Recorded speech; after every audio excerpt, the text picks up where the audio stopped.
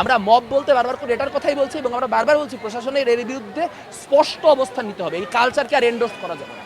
প্রশাসন এই ব্যাপারে সম্পূর্ণ পরিমাণে ব্যর্থ, তাদের ব্যর্থতার পরিমাণ শতভাগ। এখন সেখানে নাকি তাদের সময় পার হয়ে গিয়েছিল, কাজে মনোনয়ন তোলার যে সময় সেই সময় শেষ হয়ে গেছিল। এখন আপনি ঠান্ডা মাথায় চিন্তা করেন, ধরেন মনোনয়ন তোলার সময় শেষ, এটা ডিল করবে কে? এটা ডিল করবে হচ্ছে যে এই প্রশাসন এই মনোনয়ন ফর্মটি দিবে তারা, সেখানে অন্য কোনো শিক্ষার্থীর কাজ কি? যদি প্রশাসন মনে করে যে তারা এই কাগজটি দিবে না, তাহলে তারা কাগজটি দিবে না, তুলতে দিবে না। সো কাগজটি যদি তারা তুলতে না দেয় এবং ছাত্রদল কোনো গণ্ডগোল করে, তখন ছাত্রদলের বিরুদ্ধে আমরা অবস্থান নিব। কিন্তু আপনি মনোনয়নপত্র তুলতে গেলেন, সেটার অথরিটি সম্পূর্ণ পরিমাণে প্রশাসনের হাতে। সেখানে অন্যান্য শিক্ষার্থীরা কেন সেখানে একটা আপনার কি বলবো উত্তেজনাপূর্ণ পরিস্থিতি সৃষ্টি করে একটা অস্থিতিশীল জায়গায় সব কিছুকে নিয়ে যাবে।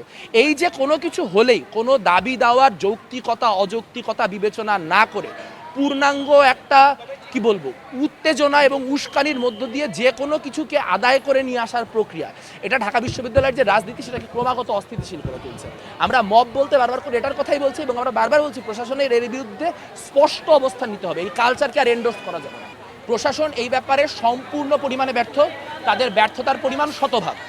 জুলিয়াস সিজার তালুকদারের আলোচনা আপনারা সবাই জানেন। আপনাদের এটাও জানার কথা যে শেষ যে মিটিংটি প্রশাসন করেছিলেন শিক্ষার্থীদের ছাত্র সংগঠনগুলির সাথে, সেই মিটিংয়ে আমি নিজে বাংলাদেশ ছাত্র ইউনিয়নের পক্ষ থেকে জুলিয়াস সিজার তালুকদারের কথা পার্টিকুলারলি বলে এসেছিলাম। তখনও তিনি প্রার্থী হননি, কিন্তু তখন থেকেই তিনি ঢাকা বিশ্ববিদ্যালয়ের শিক্ষার্থী সংসদ নামে একটি ফেসবুক গ্রুপ চালান এবং সেই ফেসবুক গ্রুপটি ঢাকা বিশ্ববিদ্যালয়ের নামে চলে। তাহলে আমরা দেখতে পাচ্ছি জুলিয়াস সিজার তালুকদারদেরকে নর্মালাইজ করার যে রাজনীতি, সেই রাজনীতি ইতিমধ্যে বিদ্যমান। এবং আমরা দেখতে পাচ্ছি একই সঙ্গে বিভিন্ন রকম অনলাইনে বিভিন্ন রকম ডিসইনফরমেশন ব্যবহার করে বিভিন্ন রাজনৈতিক পক্ষকে ঘায়েল করার যে অবস্থান সেটাও বিদ্যমান। অর্থাৎ এবং একই সঙ্গে আমরা দেখতে পাচ্ছি প্রশাসনে অনেক জায়গায় এখনও নীল দলের শিক্ষকরা বিদ্যমান রয়েছেন, যারা 3রা আগস্ট পর্যন্ত ছাত্র গণহত্যার পক্ষে ন্যারেটিভ উৎপাদন করেছেন, সম্মতি উৎপাদন করেছেন, তারা এখন পর্যন্ত প্রশাসনে রয়েছেন।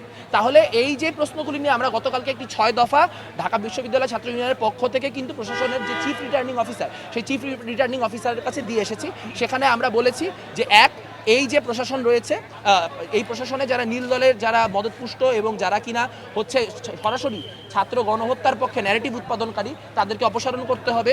2, যেই তালিকা প্রকাশ করার কথা বিশ্ববিদ্যালয় প্রশাসন বহু আগে করেছে, যে ফৌজদারি অপরাধের সাথে সম্পৃক্ত যে সকল মানুষজন, তাদেরকে যাতে কোনোভাবে নির্বাচনে অংশগ্রহণ করতে না দেওয়া হয় তা নিশ্চিত করা, সেই কাজটি করতে হবে। তাদের তালিকা প্রণয়ন করতে হবে, তাদেরকে বিশ্ববিদ্যালয় থেকে বহিষ্কার করতে হবে, যাতে করে জুলিয়াস সিজার তালুকদারের মতো মানুষজন কোনোভাবেই নির্বাচন করতে না পারে। আমরা বলেছি যে হলে রাজনীতি পরিচালনার রূপরেখা কি হবে সেই বিষয়ে আমাদের স্পষ্ট নির্দেশনা প্রয়োজন, তা না হলে আমাদের পক্ষে রাজনীতি করা ডিফিকাল্ট হয়ে যাচ্ছে।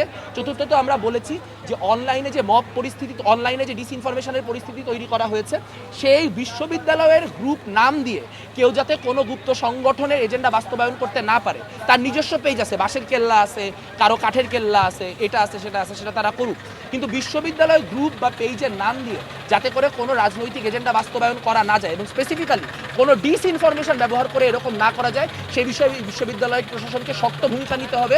প্রয়োজনে এই গ্রুপগুলিকে বন্ধ করার ব্যবস্থা করতে হবে। এবং এছাড়াও আমরা বলেছি যে বিশ্ববিদ্যালয়ে যে মব পরিস্থিতি যদি তৈরি হয়, তাহলে বিশ্ববিদ্যালয় প্রশাসন তা কীভাবে নিয়ন্ত্রণ করবে তাই নিয়ে আলোচনা করতে হবে। এবং শেষ যেটা বলি সেটি হচ্ছে, যদি আমরা সর্বোচ্চ অংশগ্রহণমূলক নির্বাচন চাই, তাহলে শিক্ষার্থীদের আমরা জানতে পারছি যে 9 সেপ্টেম্বরে 2-3 দিন আগ পর্যন্ত শিক্ষার্থীদের পরীক্ষা আছে, এই কারণে অনেকে প্রার্থী হতে যাচ্ছে না। আমরা যখন কালকে ইশতেহার নিয়ে তাদের কাছে যাব, আমার তো 5টা মিনিট সময় লাগবে তার সাথে আলোচনা করতে, আমার ইশতেহার কি তাকে বুঝাইতে। তা সে যদি পরীক্ষার টেনশনে থাকে তাহলে সে এটা করবে কীভাবে? আজ আমরা একটা সুস্পষ্ট দাবি করেছি যে ডাকসু নির্বাচনের 15 দিন আগ থেকে সকল পরীক্ষা স্থগিত করতে হবে, যাতে করে ছাত্রদের যে মনোযোগ তাতে তারা সেটা ছাত্র সংসদ নির্বাচনের দিকে দিতে পারে এবং আসলেই প্রার্থীরা কি বলছে তা মনোযোগ দিয়ে শুনতে পারেন। এবং নির্বাচনের দিন যাতে করে সর্বোচ্চ পরিমাণ যানবাহনের ব্যবস্থা করা হয়, যানবাহনের ব্যবস্থা নিশ্চিত করে যাতে শিক্ষার্থীদেরকে অনাবাসিক শিক্ষার্থীদেরকে ভোট কেন্দ্রে নিয়ে আসা যায়। এবং ভোটার কেন্দ্রের সংখ্যা নিয়েও আমাদের এখন পর্যন্ত কনসার্ন আছে। এটা 6টা থেকে বাড়িয়ে 8টা করা হয়েছে বটে, কিন্তু আপনারা জানেন যে গত বছর পর্যন্ত এটা ছিল 19টা। তো সেইখানে অনেক সময় জ্যামিং সৃষ্টি হয়ে যেত। সেখানে 8টা যদি হয়, অনেকগুলি কেন্দ্র আছে যেখানে 3টা আলাদা আলাদা হলে শিক্ষার্থীরা ভোট দিবে। সেখানে যদি দীর্ঘসূত্রিতার কারণে 50টা 100টা 200টা মানুষও আসলে ভোট দিতে নিরুৎসাহিত হয়, সেটা তো গণতান্ত্রিক প্রক্রিয়ার জন্য খারাপ।